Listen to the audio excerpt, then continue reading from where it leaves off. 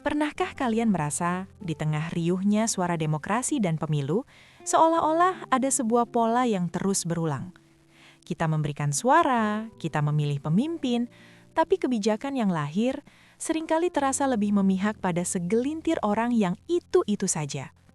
Istilah oligarki belakangan ini sering sekali mampir di telinga kita, entah itu di media sosial, berita, atau obrolan kopi yang berat.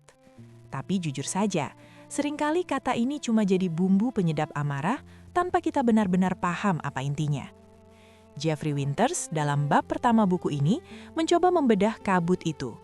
Dia tidak ingin kita melihat oligarki hanya sebagai pemerintahan oleh segelintir orang, karena definisi itu terlalu sempit dan membingungkan. Winters ingin kita bicara tentang sesuatu yang jauh lebih jujur, sesuatu yang nyata ada di saku dan rekening bank, yaitu kekayaan material. Mari kita masuk ke jantung pemikiran Winters. Apa sih yang membedakan seorang oligark dengan orang kuat lainnya?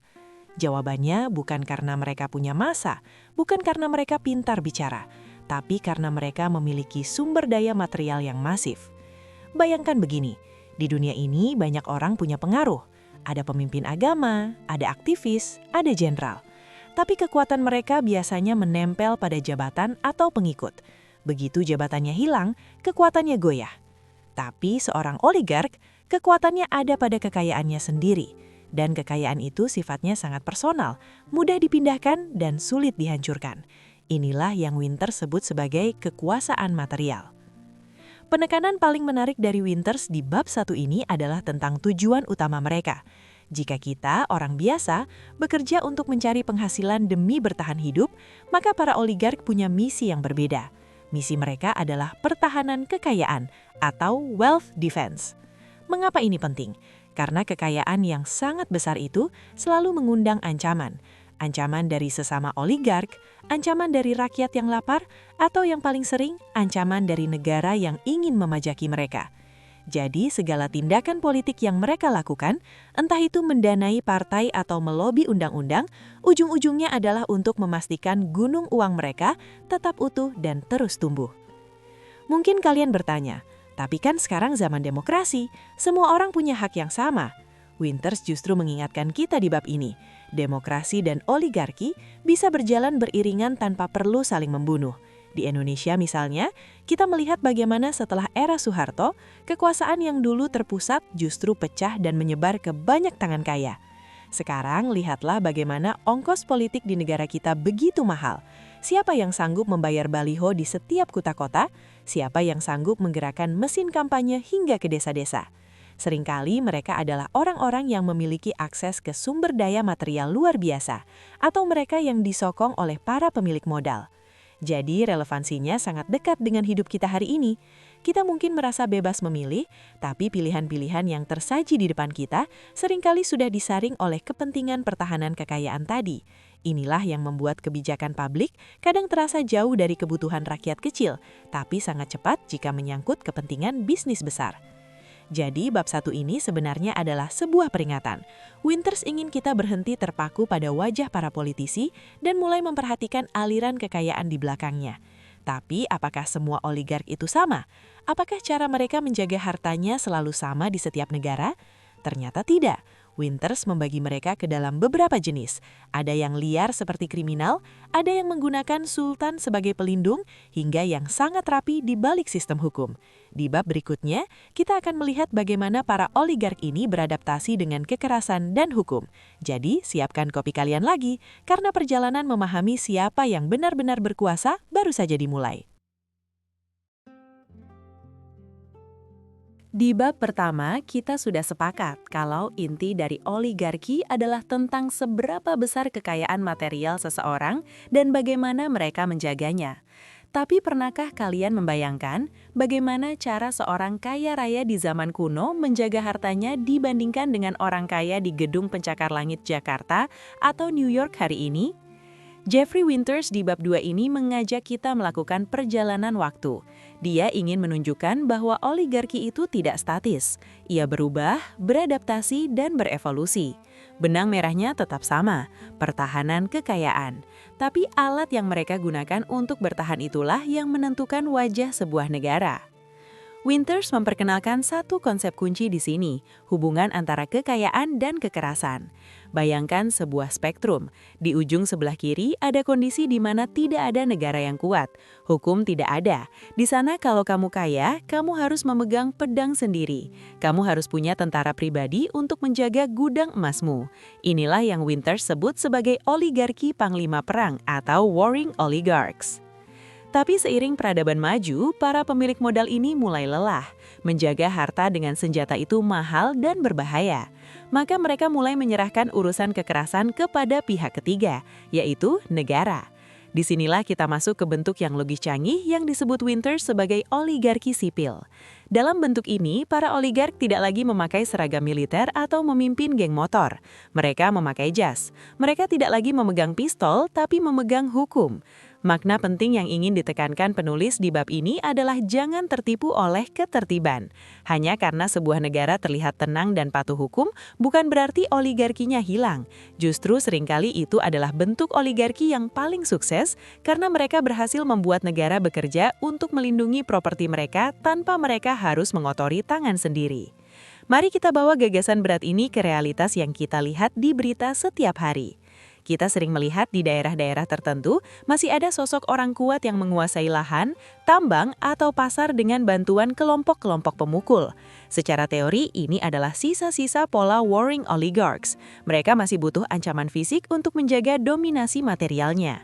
Tapi lihat di level nasional atau global, bagaimana kebijakan pajak bisa punya lubang yang hanya bisa dimasuki oleh perusahaan raksasa, atau bagaimana sebuah undang-undang bisa disahkan dengan begitu cepat padahal banyak rakyat yang menolak. Itu adalah kerja dari oligarki sipil. Senjata mereka adalah lobi, pengacara mahal, dan pengaruh di partai politik. Mereka tidak perlu membakar rumah orang, mereka cukup mengubah pasal-pasal di kertas legal agar kekayaan mereka tetap aman dan tak tersentuh pajak yang tinggi. Relevansinya bagi kita adalah kesadaran bahwa perjuangan demokrasi saat ini bukan lagi sekadar melawan senjata, tapi melawan manipulasi aturan. Kita hidup di zaman di mana pertahanan kekayaan sudah menjadi sistem yang sangat rapi dan terlihat normal. Jadi bab 2 ini sebenarnya membukakan mata kita bahwa oligarki bukan hanya soal siapa yang berkuasa, tapi bagaimana sistem keamanan harta itu bekerja. Winters sudah memberikan kita peta tentang evolusi ini, tapi bagaimana jika kekuasaan itu terkumpul pada satu orang saja yang sangat dominan, seperti seorang sultan atau diktator yang memegang semua kunci brankas negara. Nah, di bab selanjutnya, kita akan masuk ke dalam salah satu bentuk oligarki yang paling dramatis dalam sejarah, yaitu oligarki sultanik. Kita akan melihat bagaimana satu orang bisa menjinakkan oligark-oligark lainnya, atau justru hancur karena mereka. Tetap di sini, karena setelah ini kita akan membedah bagaimana kekuasaan pribadi dan kekayaan masif bersinggungan di titik yang sangat berbahaya. Bayangkan sebuah orkestra besar. Ada banyak pemain musik di sana, masing-masing memegang instrumen yang mahal dan berkilau. Mereka adalah orang-orang hebat, pemilik modal, para oligark. Tapi di depan mereka berdiri satu orang dirijen. Dia tidak hanya memimpin lagu, tapi dia juga yang berhak memutuskan siapa yang boleh tetap bermain dan siapa yang instrumennya harus disita. Inilah yang kita masuki di bab 3, oligarki sultanik. Jika di bab sebelumnya kita bicara tentang bagaimana para oligark saling sikut atau bekerja sama dalam sistem yang cair, di sini Winters mengajak kita melihat sebuah anomali yang luar biasa kuat. Ketika satu individu berhasil menjinakkan seluruh kelas oligark di bawah telunjuknya. Gagasan utama Winters di bab ini adalah tentang sentralisasi kekerasan. Ingat kan, oligarki itu intinya adalah pertahanan kekayaan. Nah, dalam model sultanik, negara bukan lagi wasit yang netral. Negara adalah milik sang sultan. Winters menekankan sesuatu yang unik di sini. Biasanya, orang kaya itu punya power yang besar untuk melawan negara. Tapi dalam sistem sultanik, sang penguasa menggunakan otoritas pribadinya untuk membuat para oligark merasa tidak aman. Pesan penting penulis adalah, para oligark di bawah sistem ini tetaplah oligark. Mereka punya gunung uang, tapi mereka kehilangan kemandirian politiknya.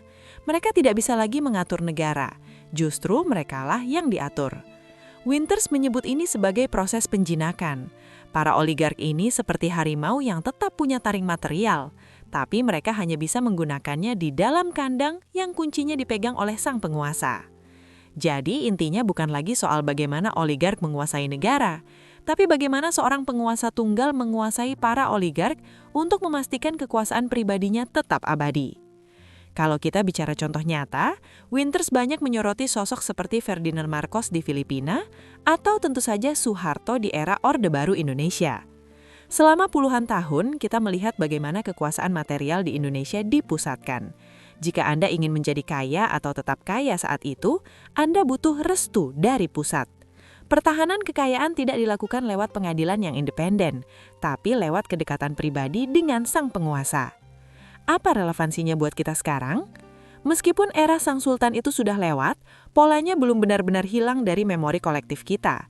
Kita masih sering melihat sisa-sisa kroni atau bagaimana sebuah bisnis besar bisa sangat goyah hanya karena tidak sejalan dengan kepentingan tokoh kunci di pemerintahan.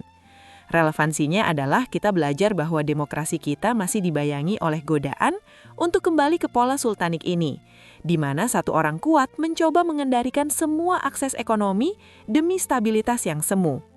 Bab 3 ini sebenarnya meninggalkan satu pertanyaan besar yang menghantui. Apa yang terjadi kalau sang sultan ini jatuh?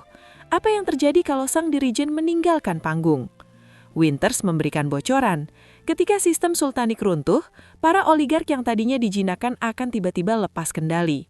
Mereka akan berebut kunci kandang dan mulai menggunakan kekayaan mereka untuk saling menguasai satu sama lain. Kondisi liar inilah yang akan membawa kita ke bab berikutnya, yaitu oligarki kolektif dan terfragmentasi, di mana kekuasaan tidak lagi di satu tangan, tapi pecah menjadi 1000 kepingan yang saling berbenturan. Jadi, siapkan diri kalian, karena di bab selanjutnya, suasana akan jauh lebih gaduh dan berisik. Di bab lalu, kita melihat bagaimana satu orang sultan bisa menjinakkan semua orang kaya di bawah telunjuknya. Tapi apa yang terjadi ketika sang sultan itu jatuh? Apa yang terjadi ketika dirigen orkestra itu turun panggung dan tidak ada lagi yang memegang kendali mutlak?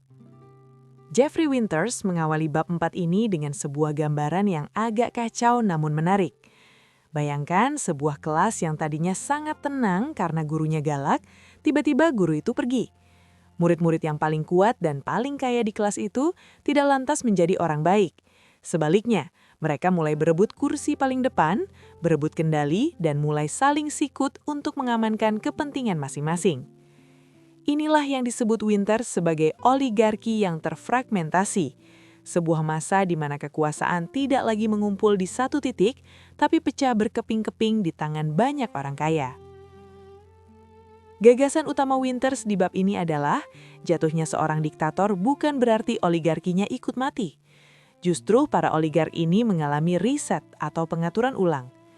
Winters mencatat bahwa dalam sistem yang terpecah ini, para oligark harus belajar cara baru untuk melakukan pertahanan kekayaan. Mereka tidak bisa lagi lari ke satu pelindung tunggal. Sekarang mereka harus membangun kekuatan sendiri-sendiri lewat partai politik, media massa, hingga jaringan di birokrasi. Makna penting yang ingin disampaikan penulis adalah demokrasi seringkali menjadi jubah baru bagi oligarki. Di bab ini, Winters membedah bagaimana pemilihan umum yang bebas dan adil yang seharusnya jadi milik rakyat malah berubah menjadi gelanggang kompetisi antar pemilik modal. Mereka tidak lagi takut pada negara. Mereka justru mencoba membeli bagian-bagian dari negara itu sendiri. Winters menekankan bahwa dalam kondisi terfragmentasi ini, penegakan hukum biasanya menjadi sangat lemah dan korup. Kenapa? Karena setiap oligark butuh celah dalam hukum untuk melindungi hartanya, dan mereka bersedia membayar mahal untuk memastikan celah itu tetap ada.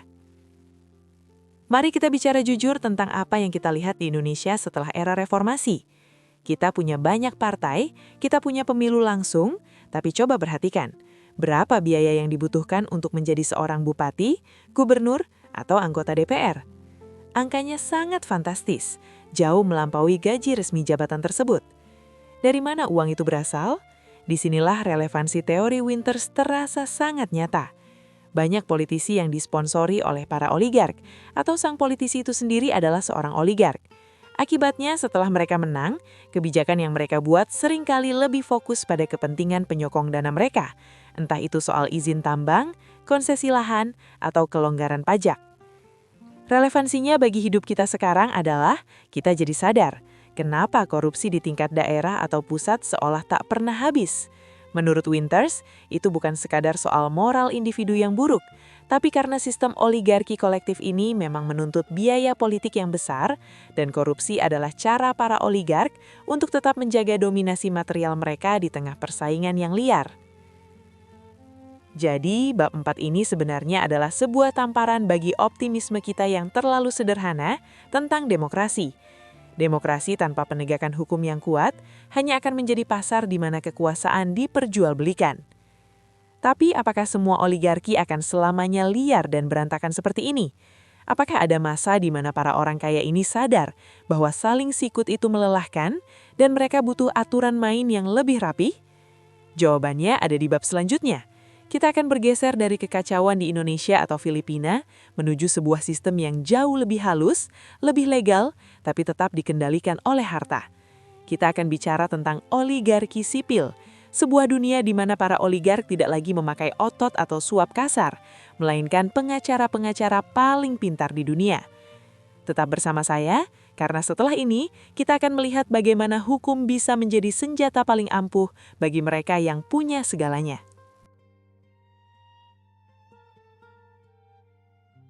Kita sudah menempuh perjalanan panjang, dari para panglima perang yang menjaga emas dengan pedang, hingga para sultan yang menjinakkan lawan politiknya. Tapi bagaimana jika saya katakan bahwa bentuk oligarki yang paling berbahaya justru adalah yang paling terlihat sopan? Di bab 5 ini, Jeffrey Winters membawa kita ke sebuah wilayah yang mungkin terasa lebih dekat dengan dunia modern kita sekarang, oligarki sipil. Di sini, tidak ada lagi preman di jalanan atau diktator yang bisa menyita hartamu seenaknya. Segalanya terlihat rapi. Ada gedung pengadilan yang megah, ada undang-undang yang tertulis jelas, dan ada polisi yang menjaga ketertiban. Tapi di balik tirai hukum yang terlihat adil itu, para oligark sebenarnya sedang memainkan permainan yang jauh lebih canggih untuk satu tujuan abadi, yaitu pertahanan kekayaan. Gagasan utama Winters di bab ini adalah perubahan strategi. Dalam oligarki sipil, para pemilik modal tidak lagi memegang senjata karena mereka telah menyerahkan monopoli kekerasan kepada negara. Pertanyaannya, kalau negara memegang semua senjata, apakah para orang kaya ini tidak takut hartanya dirampas lewat pajak atau nasionalisasi? Jawabannya tentu tidak, karena mereka tidak melawan hukum. Mereka menguasai proses pembuatan hukum. Winters memperkenalkan sebuah konsep yang sangat provokatif di sini, yaitu industri pertahanan kekayaan atau wealth defense industry. Para prajurit dalam oligarki sipil ini bukan lagi tentara bayaran, melainkan pengacara-pengacara papan atas, akuntan publik, dan konsultan pajak yang sangat jenius. Makna penting yang ingin ditekankan penulis adalah, di negara maju sekalipun, seperti Amerika Serikat, oligarki tidak hilang, ia hanya berganti baju. Jika di Indonesia atau Filipina para oligark masih harus bertempur di politik praktis secara kasar, dalam oligarki sipil, mereka cukup menyewa para ahli untuk memastikan bahwa harta mereka tetap tak tersentuh melalui celah-celah hukum yang legal. Hukum yang seharusnya menjadi alat untuk keadilan bagi semua, di tangan mereka berubah menjadi perisai eksklusif untuk melindungi gunung uang dari jangkauan publik. Mungkin kita sering mendengar berita tentang perusahaan teknologi raksasa atau miliarder dunia yang pajaknya lebih kecil daripada pajak sekretarisnya sendiri. Bagaimana itu mungkin secara legal? Winters akan menjawab, itulah kemenangan mutlak oligarki sipil. Mereka tidak menyuap hakim di ruang gelap secara kasar. Mereka melobi parlemen untuk menciptakan aturan yang membuat penghindaran pajak itu menjadi sah. Relevansinya dengan hidup kita hari ini sangat nyata. Kita hidup di dunia di mana ketimpangan semakin lebar, tapi sistem hukum seolah-olah berkata bahwa semuanya baik-baik saja karena sesuai aturan. Kita melihat bagaimana aset-aset besar disembunyikan di tax havens atau perusahaan cangkang. Ini bukan kriminalitas biasa, ini adalah sistem yang didesain secara presisi oleh industri pertahanan kekayaan tadi. Jadi, saat kita bicara tentang keadilan sosial, kita tidak bisa lagi melihat siapa yang memegang pistol. Kita harus melihat siapa yang memegang pulpen saat undang-undang ditulis. Karena di dunia sipil, pulpen jauh lebih mematikan dan lebih efektif dalam menguras sumber daya publik daripada sebuah senapan. Bab 5 ini menutup mata rantai penjelasan Winters tentang wajah-wajah oligarki. Sekarang kita tahu, oligarki bisa tampil dalam bentuk apa saja, dari yang paling brutal hingga yang paling intelektual. Tapi setelah kita paham semua jenis oligarki ini, sultanik, fragmented, hingga sipil, muncul pertanyaan besar terakhir. Bagaimana kita bisa benar-benar lepas dari cengkeraman mereka? Ataukah demokrasi kita memang ditakdirkan untuk selalu menjadi panggung sandiwara bagi mereka yang memiliki sumber daya material masif? Di bagian penutup buku ini nanti, Winters akan mencoba merangkum semuanya dan memberikan kita perspektif akhir tentang masa depan kekuasaan. Jadi, jangan beranjak dulu. Mari kita tuntaskan pemahaman kita tentang siapa yang sebenarnya menggerakkan roda dunia ini. Akhirnya, kita sampai di penghujung perjalanan membedah pemikiran Jeffrey Winters. Jika ada satu hal yang bisa kita bawa pulang dari buku ini, itu adalah kesadaran bahwa oligarki bukanlah sekadar kata sifat untuk memaki pemerintah, melainkan sebuah realitas struktural yang berakar pada kekuasaan material yang masif. Winters telah menunjukkan kepada kita bahwa wajah oligarki bisa berubah-ubah. Ia bisa tampil sangar dengan senjata di tangan panglima perang, tampil dominan di bawah telunjuk seorang sultan, atau tampil sangat rapi dan sopan di balik meja para pengacara dalam sistem hukum sipil. Tapi ingat, meski wajahnya berubah, tujuannya tetap satu dan abadi. Pertahanan kekayaan atau wealth defense. Mereka bergerak bukan untuk menguasai hidup kita secara total, tapi untuk memastikan bahwa tidak ada kekuatan, baik itu negara maupun rakyat jelata, yang bisa menyentuh atau mengurangi tumpukan harta mereka. Akhirnya kita sampai di penghujung perjalanan membedah pemikiran Jeffrey Winters. Jika ada satu hal yang bisa kita bawa pulang dari buku ini, itu adalah kesadaran bahwa oligarki bukanlah sekadar kata sifat untuk memaki pemerintah, melainkan sebuah realitas struktural yang berakar pada kekuasaan material yang masif. Winters telah menunjukkan kepada kita bahwa wajah oligarki bisa berubah-ubah. Ia bisa tampil sangar dengan senjata di tangan panglima perang, tampil dominan di bawah telunjuk seorang sultan, atau tampil sangat rapi dan sopan di balik meja para pengacara dalam sistem hukum sipil. Tapi ingat, meski wajahnya berubah, tujuannya tetap satu dan abadi. Pertahanan kekayaan atau wealth defense.